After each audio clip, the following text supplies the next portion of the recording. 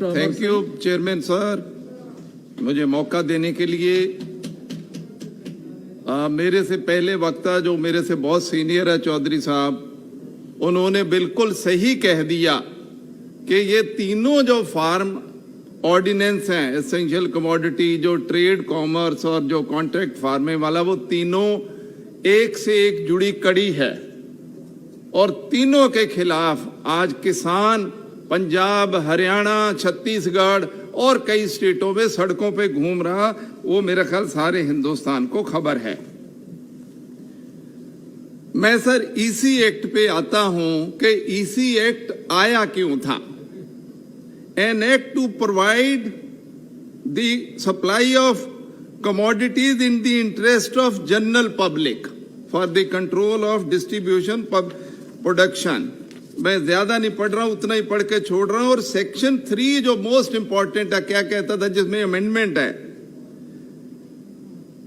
The central government, if the central government is of the opinion, then the supplies of any essential commodity for securing their equitable distribution. Sir मैं ये कहना चाहता हूं, EC act equitable distribution की बात कर रहा, and availability at fair prices, कि उसकी कीमत वाजिब रहे, इसलिए सेक्शन 3 है। और अब क्या हो रहा है, मैं अब जो अमेंडमेंट हो रहा है, अमेंडमेंट क्या है? अमेंडमेंट कह रहे हैं, notwithstanding anything contained in subsection 1, the supply of such foodstuff including cereals, pulses, potatoes, onions, edible oils and oils, as the central government may by notification specify, may be regulated only under extraordinary circumstances। अब extraordinary circumstances कर दे गए हैं, which में include war, famine, extraordinary price rise और natural calamity of really grave nature. Not only that sir, उस पे रुक नहीं रहा है ये अमेंडमेंट उस पे रुक जाती, नहीं रुक रही। कह रहे हैं सब सेक्शन बी में, any action on imposing stock limit shall be based on price rise and an order for regulating stock limit of any agriculture produce may be issued under this act only if, and what is the if there is 100% increase of the retail prices of horticulture produce। horticulture produce में क्या आता है? सब्जियां और फल आते हैं। और 50% increase in the retail prices of non perishable, ये अपना सीरियल्स, एग्रीकल्चर फूड स्टफ्स, और not on prevailing immediately proceeding 12 months या 5 साल का एवरेज। अच्छा, ये भी फिर इसको आगे प्रोविजो एक डाल दिया, प्रोविजो डाल दिया कि ये भी it shall not apply to a process और वैल्यू चेन पार्टिसिपेंट। और वैल्यू चेन पार्टिसिपेंट की जो डेफिनेशन दी है वो इतनी लंबी दी है कि from the field to the final consumption जितने लोग आएंगे वो सारे वैल्यू चेन में हैं। कहने का मतलब ये, इसका कोई मतलब है नहीं, या कोई लिमिट हो नहीं पाएगी। अब इसका इंपैक्ट क्या है?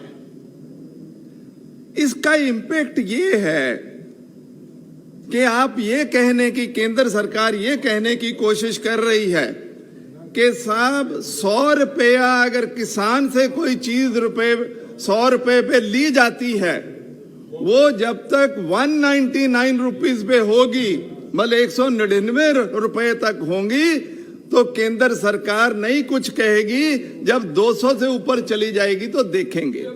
तो इसका मतलब जो गरीब लोग, फार्मर, कंज्यूमर जो है, उसको अब 100% तो प्राइस बढ़ाना ही चाहते हैं। वो तो आपके कानून में लिखा है, और वो तो 10 रुपए उनके बढ़ जाते हैं उनके खर्चे में, तो उनका सारा बजट मिसप्लेस हो जाता है। और आप कह रहे हैं 100% हो जाए, और एग्रीकल्चर कमोडिटी पे आप कह रहे हैं कि 50%। इसका मतलब अगर किसान ने 100 रुपए पे चीज बेची, वो जब तक 150 पे नहीं हो जाएगी तो आप कुछ नहीं करेंगे। ये मेरा ख्याल, ये सबसे बड़ी बात है कि इतना प्राइस राइज तक आप इंटरवीन नहीं करेंगे, ये बिल्कुल गरीबों का, किसानों के खिलाफ वाली बात है।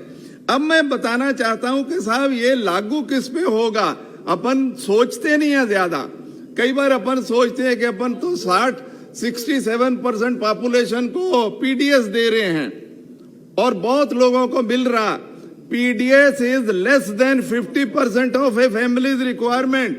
इसका मतलब 50% से ज्यादा वो लोग भी बाजार में खरीदने आते हैं, और जो 35-40% पॉपुलेशन आ गई वो भी आता है, और सारा 80-90% किसान मार्केट में आता है, क्योंकि वो स्मॉल एंड मार्जिनल फार्मर है। वो तो बेचारे की थोड़ा सा सरप्लस प्रोड्यूस होता है, उसी वक्त बेच देता है, और फिर वो खरीदने के वक्त जब दूसरा सीजन होता है खरीदता रहता है।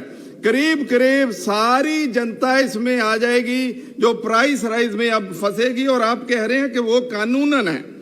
अच्छा, दूसरा क्या है कि स्टेट्स कुछ नहीं कर सकती। आपने तो स्टेट्स की पावर ही निल कर दी, क्योंकि ऐसा कानून में अमेंडमेंट ला रहे हैं। अब ये मुल्क इतना बड़ा है, जहां 600 जिला है, 6 लाख गांव हैं। आप केंद्र से, दिल्ली से बैठ के 6 लाख गांवों के भाव को कंट्रोल करना चाहते हैं, और जब तक डबल ना हो इंटरवीन नहीं करना चाहते। मेरा ख्याल है ये बहुत बड़ी गलती है जो केंद्र सरकार करने जा रही है। और इतनी सीजनल वेरिएशन होती है अपने मुल्क में। जब मैरिज वाला सीजन आता है, जब शादियों वाला सीजन आता है, जब फेस्टिवल वाला सीजन आता है, तो डिमांड बढ़ती है, प्राइसेस बढ़ते हैं, और हमारा कोई कंट्रोल नहीं रहेगा। ये बहुत बड़ी बात है। और आप इसमें फायदा किसको देना चाहते हैं, किसको फायदा देना चाहते हैं? वो तो वैसे चौधरी साहब ने बोल ही दिया कि प्राइस राइज, छोटी मोटी फ्लक्चुएशन में हमको बीच में आना ही नहीं है।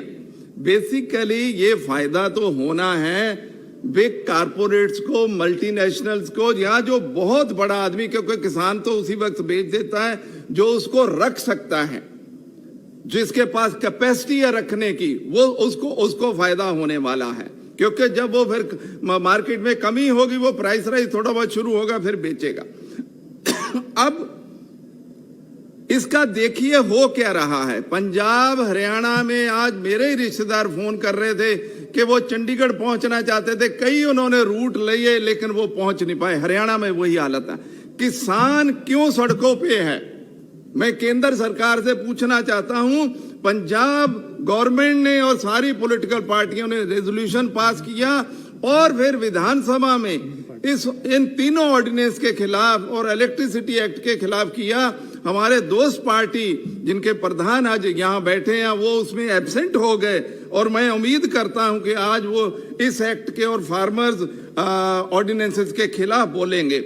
लेकिन सारी विधानसभा ने बिल्कुल उसका विरोध किया और ये कहा कि ये किसानों के हितों के खिलाफ है। अब सवाल ये उठता है कि आप कर क्यों रहे हो? देखो ये अमर सिंह जी, हाँ जी, you have 2 more speakers from your party हाँ जी, to speak. तो मैं सर अभी तो 1-1.5 मिनट ही बोला हूं। हैं? आपने करीब 8 मिनट बोल चुके हैं। अभी तो 2 मिनट हुए होंगे सर। नहीं, आप 8 मिनट बोल चुके हैं। आप 5 मिनट बोल चुका हूँ। ये घड़ी तो 1 मिनट दिखा। अच्छा सर, कोई बात नहीं, मैं जल्दी खत्म करता हूँ। 2 मिनट में खत्म। कोई बात नहीं सर, मैं ये कहना चाहता हूँ कि एनडीए गवर्नमेंट जब पिछली बार आई थी, तो 2002 में भी एनडीए गवर्नमेंट ने यही काम किया था कि ये स्टॉक लिमिट हटा दी थी, और अल्टीमेटली इस कंट्री को इतना बड़ा उसका खामियाजा भरना पड़ा, क्योंकि एक्सपोर्टर्स ने और बड़े लोगों ने इतना एक्सपोर्ट कर दिया कि अपना जो मिनिमम स्टॉक होता है उससे भी कम हो गया, और 5.5 million tons of food grains were imported at a very high price. बहुत महंगा हमने फिर इंपोर्ट किया। ये हो क्यों रहा है? हम सब समझते हैं। चौधरी साहब ने कह दिया कि आप इन्वेस्टमेंट लाना चाहते हैं मल्टीनेशनल कंपनीज का। सर, मैं गवर्नमेंट ऑफ इंडिया में रहा हूं, हमेशा से मल्टीनेशनल कंपनीज का, मल्टीलेटरल ऑर्गेनाइजेशंस पर हमारे मुल्क पे, डेवलपिंग कंट्रीज पे एक प्रेशर रहता है कि एग्रीकल्चर सब्सिडी कम करो, ये पब्लिक प्रोक्योरमेंट कम करो, ये स्टॉक लिमिट खत्म करो, वैसे ये करो, सेंट्रल प्रोक्योरमेंट मत किया करो, बहुत सारी बातें कहते हैं। लेकिन यूपीए सरकार ने इसको कभी नहीं माना। अब हो क्या रहा है कि आपकी जब से सरकार आई 2014 में, सबसे पहले आप क्या करते हैं, आप शांता कुमार कमेटी बनाते हैं, और शांता कुमार कमेटी रिकमेंड क्या कर रही है, एग्जैक्टली वही जो मल्टीलेटरल और मल्टीनेशनल कॉरपोरेशन कह रहे हैं। एफसीआई को अनबंडलिंग करो, पब्लिक प्रोक्योरमेंट कम करो, जो नेशनल फूड सिक्योरिटी में एक्ट में 67% देते हैं उसको 40% करो, प्राइवेट इन्वेस्टमेंट बढ़ाओ।